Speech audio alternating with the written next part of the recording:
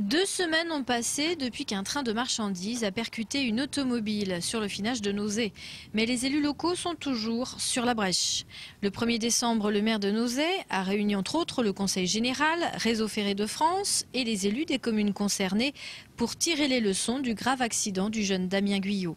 Et aussi pour trouver la meilleure sécurisation possible pour ce passage à niveau non protégé et si dangereux. Ce sont des trains qui font 20 à 22 wagons, qui font 400 mètres de long. Ça dure 1 minute et c'est certain qu'une fois que la locomotive est passée, vous vous retrouvez devant un mur et pour le conducteur, c'est effrayant. Il faut absolument créer un système visible la nuit, donc lumineux, de manière à arrêter les gens lorsqu'un train passe. C'est pas plus compliqué que ça. Pas compliqué, mais a priori onéreux. Les chiffres annoncés pour l'installation de barrières automatiques avoisinent les 300 000 €. Un coût que supporterait Réseau ferré de France. Mais la décision de mettre en place ce système est loin d'être prise. Dès le lendemain du drame, le Conseil général a installé un panneau clignotant de nuit, une solution provisoire.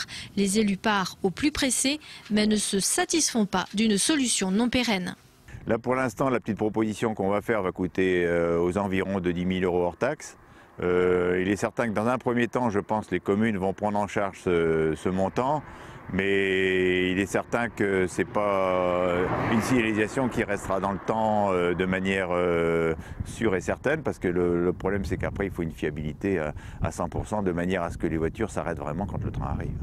Pour pouvoir bénéficier d'un passage automatique, il faut que le ratio du nombre de véhicules traversant le passage, multiplié par le nombre de trains, soit de 3000.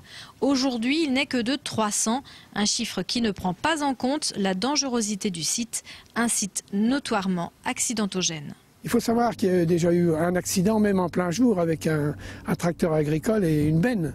Une personne, la benne a été culbutée. C'est arrivé même en plein jour, parce que, bon, on ne pense pas au train.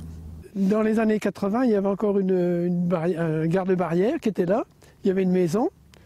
Et à chaque train, là on peut voir, on voit ici, il y avait des barrières roulantes qui fermaient. Le train, une fois le train passé, il rouvrait la barrière. Il y avait beaucoup moins de circulation, mais le passage était protégé par une barrière. Alors que maintenant, il y a beaucoup de circulation et plus protégé. La problématique du passage à niveau est conditionnée par les moyens financiers. Aujourd'hui, la mise en sécurité du site de Nozay n'apparaît pas comme une priorité pour Réseau ferré de France.